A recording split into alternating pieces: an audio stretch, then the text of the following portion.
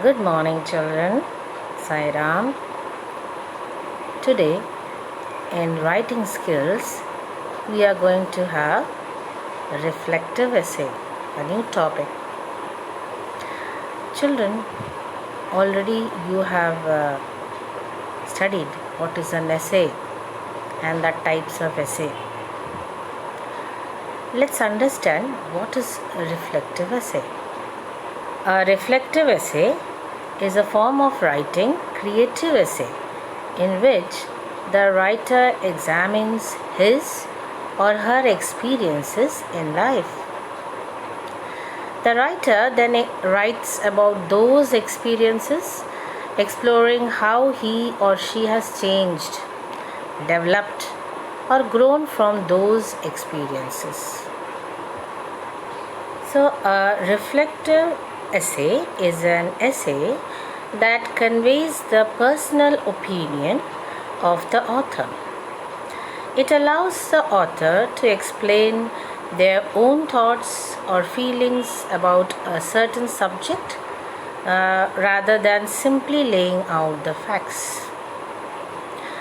In narrative essay, you narrate a story or incident, but in a reflective essay, you give your personal opinion about a particular topic or incident. It does not require all preparation or research as other essays do. It is actually your thoughts and experiences and your own opinions. You should write in such a way that the reader or teacher becomes emotionally involved in the information you have laid in front of them. Now let's see how to write a reflective essay. Now, what should be the tone of the essay?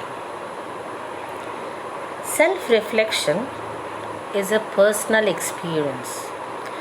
Therefore, the tone and voice of the writing are personal as well. It is written typically from a first-person point of view. These types of essays take the reader through a journey of growth and discovery. Children, now let's understand the format of a reflective essay. First is introduction. Then you have to remember, leave a line. After each paragraph, you have to leave a line. This is very important. So first we have introduction and then main body. So main body, you can have 2 or 3 paragraphs with suitable examples or supportings, that is which supports your view or opinion. And then again leave a line. See, important information is given, so you have to leave a line after each paragraph, and then you have a conclusion.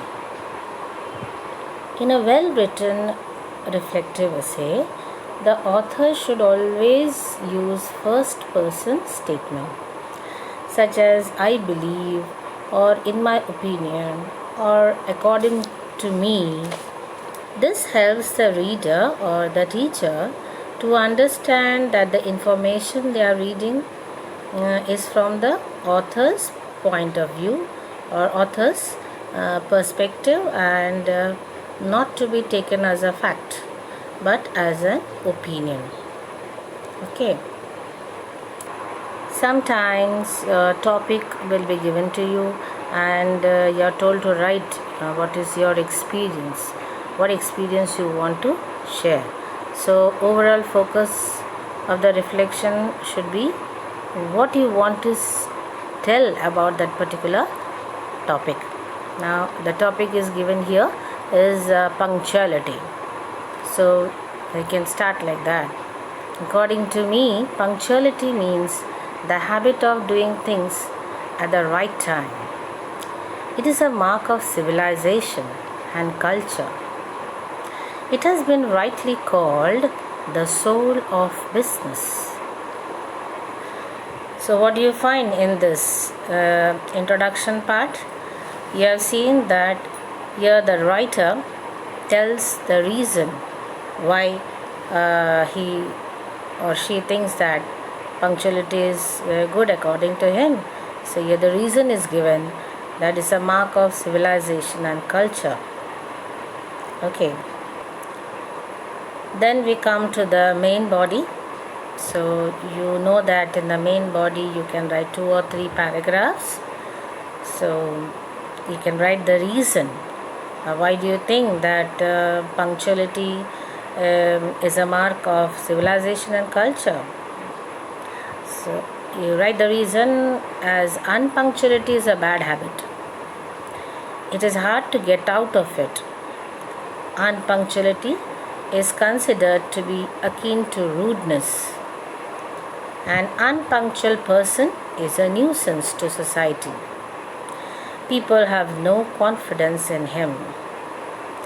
So, if the person is not punctual, it can be termed as the person is rude. So, he is a nuisance to the society.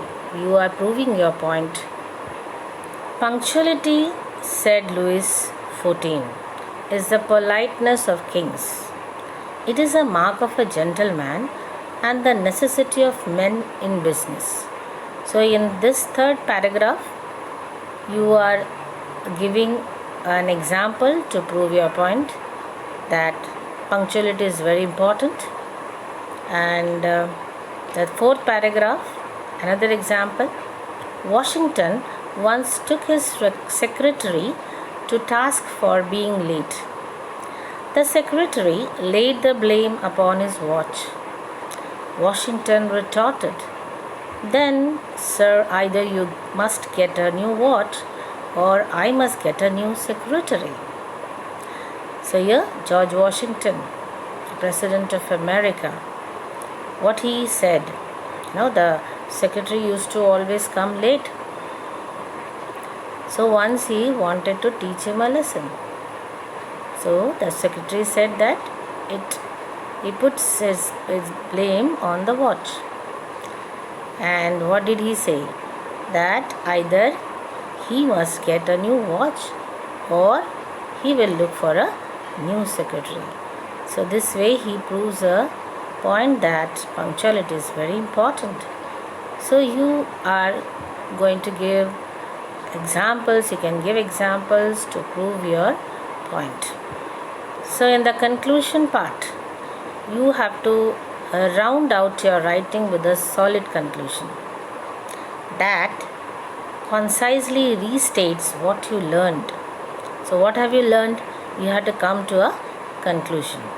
So you can say, I believe much of our success in life depends upon our being punctual in our undertakings and appointments.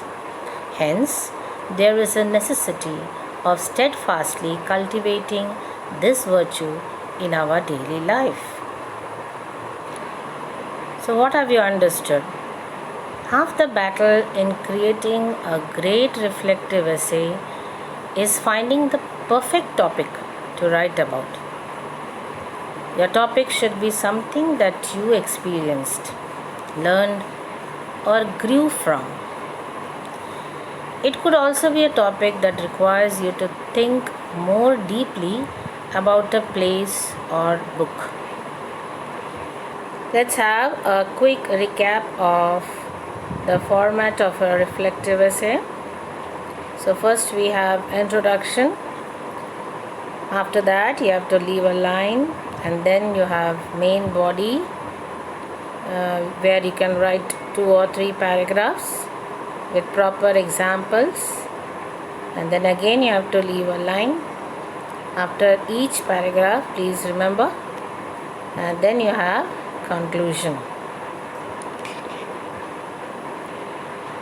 For writing a perfect reflective essay, you should know first to plan out properly how to organize a reflective essay. So first thing you should know is write properly the introduction. Your first paragraph should be an introduction in which you identify the subject, and give the reader a general overview of the impression it made on you. So, your introductory paragraph should also include a statement that will serve as the focal point of your paper. So, let me give an example. You can start like this. Why was I feeling so peaceful while walking down this beach? I realized it was because the beach had always been a place of rest to me. Now, this introduction you can start, and then in the body paragraphs, the first body paragraph, write about one reason your subject made the impression on you that it did. Then write about why. So, because this is a reflective essay, which means you can speculate, you can write your own opinion. So, there is no right or wrong answers in this type of essay. In the second body paragraph, write about the second reason why your subject made an impression on you, and then write the reason. In the third body paragraph, write about the third reason your subject made the impression on you, and again you can write why. So the conclusion will be a recap of your statement and the reason you provided in the body of your essay. Sum up your essay with some final thoughts on your subject and some closing reflective thoughts. Let us have some fun, creative topics for self-reflection. A fight with a family member. Why did it impact you? What did it change about you? So you can write why you had a fight with your brother or sister. How did it affect you? And when you're thinking back on that, what changes you should have brought in your behavior? You can reflect on that. And then the next topic, a sunset. What is it about the beauty of a sunset that impacts you? What effect it has on you? Why do you feel so beautiful when you see the sunset? Then you have this next topic, your secret spot in your house. Wow. What about that spot is so important? Everybody has some place in their house. You don't want anybody to interfere in that. So what is the secret spot in your house, and why do you feel that it is very important? Then a vacation you will never forget. What about the vacation was so memorable? Why do you remember that, and why it is so memorable for you? So you can write on that, you can reflect on that, memorize it. Then an incident you can't forget. So why can't you forget it? Think about that incident and write and reflect on that. Explore your thoughts and emotions. So reflection is an exploration of events, not just a description of them. It is genuinely reflecting writing, and it reveals anxieties, weakness, errors, as well as strengths and success. It is normally necessary just to select the most significant parts of the event or idea on which you are reflecting. So that important part only you write. So it is often useful to reflect forward to the future as well as reflecting back on the past.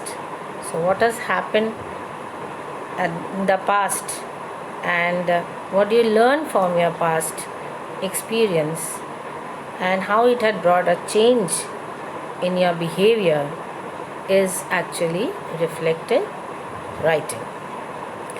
So, I hope you have understood what is reflective writing and you can write in a better way. Children, we come to an end of this session. After the end of this video, you will find a link. You have to click the link and submit your answers in the worksheet. Thank you.